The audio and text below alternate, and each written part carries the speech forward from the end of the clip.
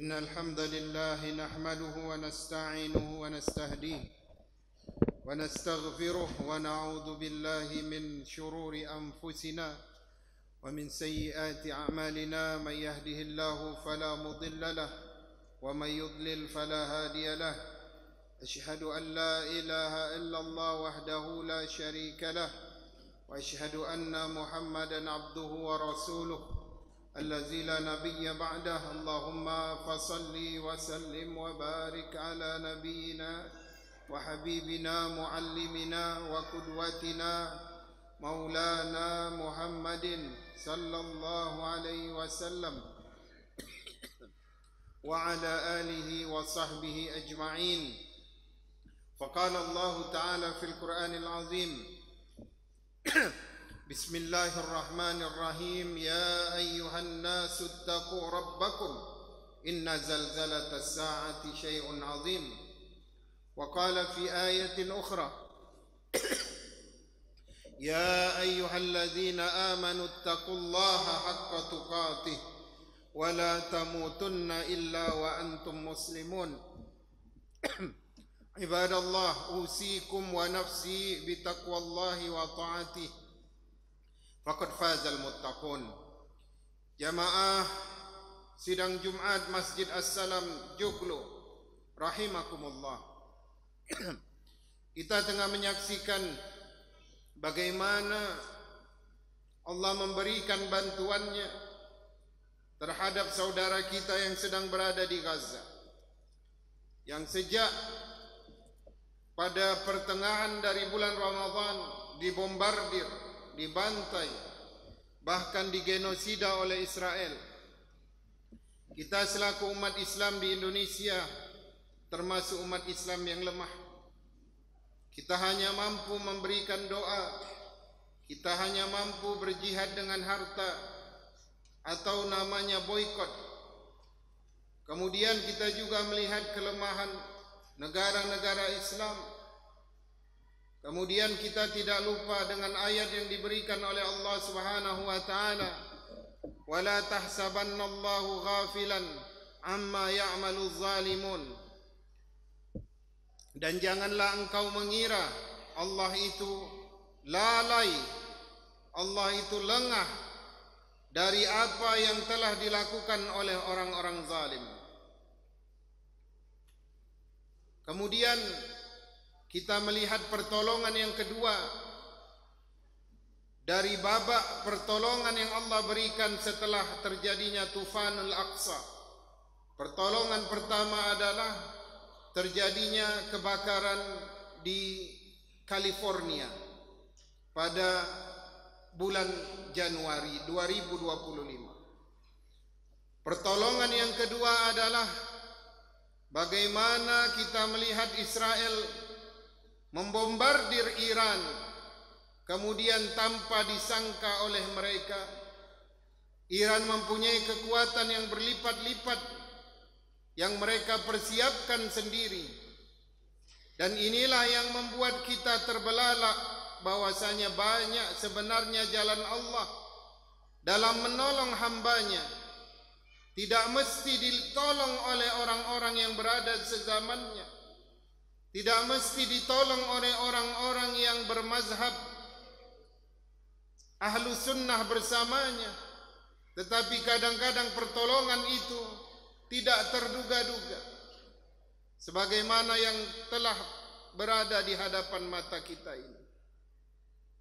Oleh karena itu, apakah kita tidak ingin mengambil pelajaran dari kelemahan umat Islam, terutama orang-orang yang dikatakan ahlu sunnah wal jamaah, negara-negara Islam yang menganut mazhab sunni, yang bermazhabkan Imam Syafi'i?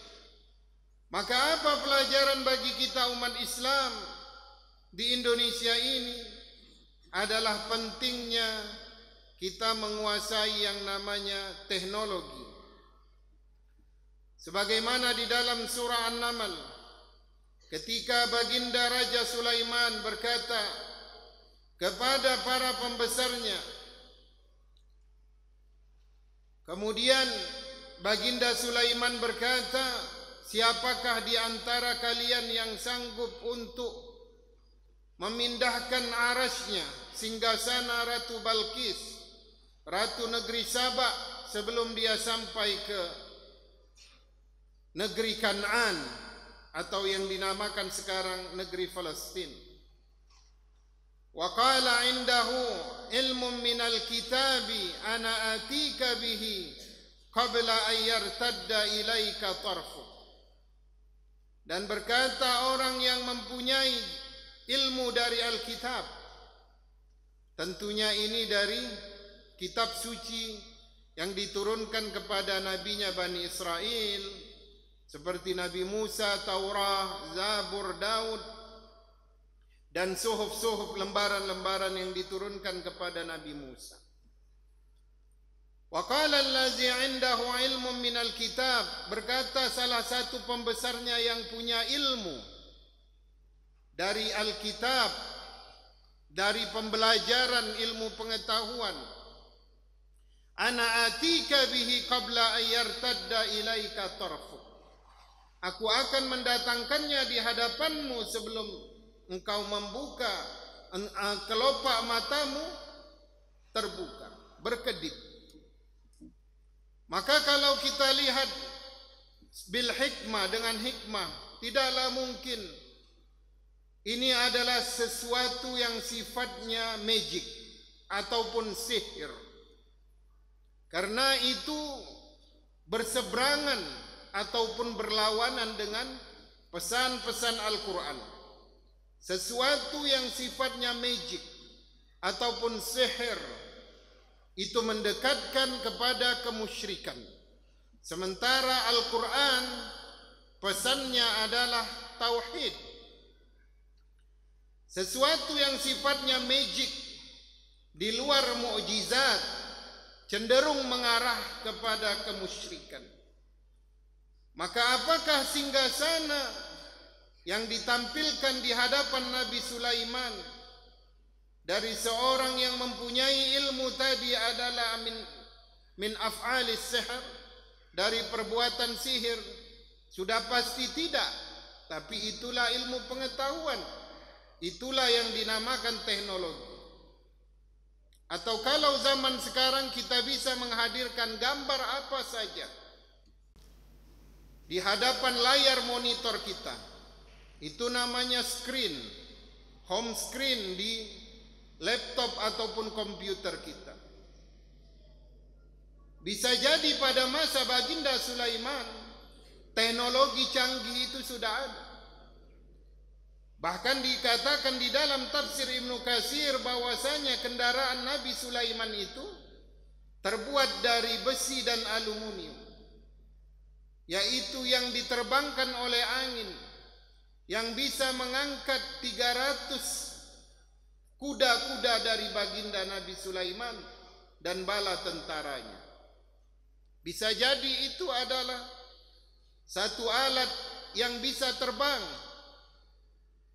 Maka sebenarnya Al-Quran juga sudah mengajarkan kepada kita untuk menuntut ilmu yang sifatnya teknologi, agar umat Islam menjadi terdepan, agar umat Islam mempunyai izzah, kemuliaan di hadapan kufar, orang-orang kafir. Kalaulah kita lihat ketika kita berhadapan dengan Israel dan kita tidak mempunyai ekonomi yang kuat, kita tidak mempunyai teknologi yang canggih, AI, artificial intelligence, kepandaian buatan, maka kita akan menjadi makanan yang dilumat-lumat dan diinjak-injak oleh mereka. Jamaah sidang Jumat rahimakumullah, sudahlah menjadi masyhur di dunia ini bagaimana ekonomi dunia dikuasai oleh korporat-korporat besar, perusahaan-perusahaan besar yang produknya itu tersebar dan masuk di seluruh penjuru dunia. Dan itu kebanyakan dikuasai oleh orang-orang Yahudi. Mulai dari Rockefeller, mulai dari Rothschild, kemudian yang lain-lainnya. Kemudian juga kecanggihan, kecerdasan buatan yang ada di Microsoft, yang ada di Google, yang ada di Meta, yang ada di Gemini, yang ada di Android, itu juga dikuasai oleh orang-orang Yahudi. Maka ketika kita berhadapan dengan orang-orang Yahudi ini, maka izzah kita bukan hanya lagi kepada keramaian kita ketika melakukan hari besar Islam, tapi izzah kita dinaikkan dengan ekonomi yang baik. Izzah dan kemuliaan kita dapatkan dari anak-anak kita yang menguasai teknologi yang canggih. Jamaah Jumat rahimakumullah, untuk itu maka apa yang ditampilkan oleh Iran saat sekarang ini adalah menampilkan Islam yang sesungguhnya, maju, berkemajuan, berilmu, dan tidak mempunyai rasa khawatir dan takut. Oleh karena itu, maka marilah kita persiapkan anak-anak dari rumah kita. Sebagaimana di Ali Imran dikatakan oleh Allah Subhanahu wa taala, "Wal yakhshal ladzina law taraku min khalfihim dzurriyyatan di'afan khafu 'alaihim falyattaqullaha wal yaqulu qawlan syadida." Dan hendaklah khawatir orang-orang yang meninggalkan generasi di belakang mereka. Khafu, hendaklah takut mereka dalam keadaan yang lemah. Para tokoh, para pemimpin, para orang tua, takutlah dengan Allah. Jangan sampai kita tinggalkan di belakang kita generasi yang di'afan, banyak kelemahannya. Kelemahan yang pertama adalah lemah dari segi akidahnya, lemah dari segi ketauhidannya, taat kepada Allah di kala waktu senangnya, dan kehilangan iman dan ketakwaannya ketika dia diberikan kemiskinan. Kelemahan yang kedua yaitu mempunyai kekuatan ekonomi. Sayyidina Abu Bakar As-Siddiq ketika mempersiapkan perang Tabuk, Rasulullah SAW meminta sumbangsih dan infak dari para sahabatnya. Kemudian datanglah Sayyidina Umar ibn al-Khattab membawa setengah dari hartanya, berharap bahwa kali ini Sayyidina Abu Bakar As-Siddiq tidak bisa mengalahkan infaknya. Kemudian datanglah Sayyidina Abu Bakar As-Siddiq menginfakkan seluruh dari hartanya. Kemudian Rasulullah menolaknya dan mengatakan, "Ya Abu Bakrin, wahai Abu Bakar, infakkanlah sepertiganya saja." Kemudian Sayyidina Abu Bakar menolaknya, "Kullahu ya Rasulullah, kullu."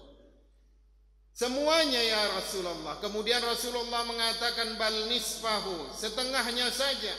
Kemudian Sayyidina Abu Bakar Siddiq mengatakan semuanya. Rasulullah bertanya, "Ya Abu Bakrin, ma abqaita li ahlika?" Apa yang engkau tinggalkan untuk keluargamu? "Allahu wa rasuluh."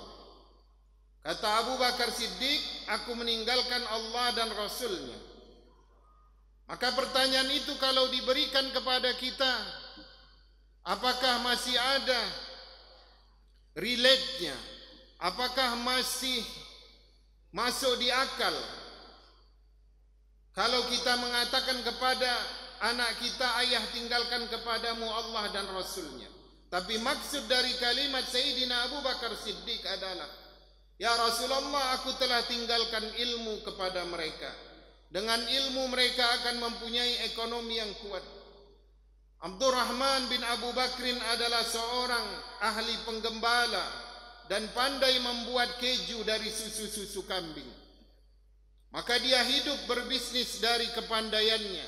Sementara Asma bintu Abu Bakrin adalah seorang pengrajin tembikar dan dia mempunyai kepiawaian dalam berdagang. Maka mereka berdua tidak memerlukan lagi harta yang kutinggalkan. Harta yang ada ini adalah untuk jalanku mempermudah mendapatkan syurganya Allah Subhanahu wa ta'ala. Jadi pentingnya kekuatan ekonomi itu disandarkan dari kuatnya kita memberi ilmu yang cukup, terutama ilmu yang mendekatkan mereka kepada Allah dan ilmu yang bisa memajukan dunia. Dan yang ketiga adalah kuat secara jasadiah. Kuat secara jasadiah ini penting. Tidak sering sakit, tidak mempunyai penyakit-penyakit yang kronik. Banyak di antara anak-anak kita sekarang yang mempunyai penyakit kronik, punya penyakit asam lambung, mah dalam tingkat yang tinggi, yang sebenarnya itu hanya terjadi dahulu pada orang-orang yang sudah dewasa. Maka para ulama mengatakan kekuatan jasad ini lahir dari asupan yang halal dan rezeki yang barokah. Orang yang membawa asupan yang haram ataupun membawa materi dari yang haram, maka itu akan menjadi racun bagi hati anak-anaknya. Kemudian hati anak-anaknya menjadi keras, selalu membal daripada petunjuk Allah Subhanahu wa ta'ala dan nasihat-nasihat yang baik, bahkan mendatangkan penyakit. Oleh karena itu, yang menginginkan kekuatan jasadiah terhadap anaknya, hendaklah dia memberikan asupan yang halalan thayyibah dan membawa materi-materi yang halal ke dalam keluarganya. Falyattaqullah, para orang tua, para pemimpin, para tokoh-tokoh, hendaklah kalian bertakwa kepada Allah. Wal yaqulu qaulan syadida, dan hendaklah berkata dengan perkataan yang lurus. Jamaah sidang Jumat rahimakumullah, oleh karena itu marilah kita lahirkan para mujahidin dari dalam rumah kita, anak-anak yang berkemajuan, anak-anak yang berilmu pengetahuan, anak-anak yang mempunyai ketaatan terhadap Allah Subhanahu wa ta'ala. Barakallahu li wa lakum fil Qur'anil azim wa nafa'ni wa iyyakum bima fihi minal ayati wa dzikril hakim wa taqabbala minni wa minkum tilawatahu innahu huwas samiul alim.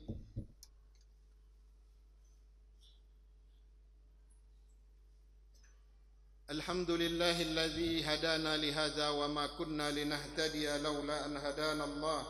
Asyhadu an la ilaha illallah wahdahu la syarika lah wa asyhadu anna Muhammadan abduhu wa rasuluh allazi la nabiyya ba'dah. Allahumma fasalli wa sallim wa barik ala nabiyyina Muhammad wa ala alihi wa sahbihi ajma'in.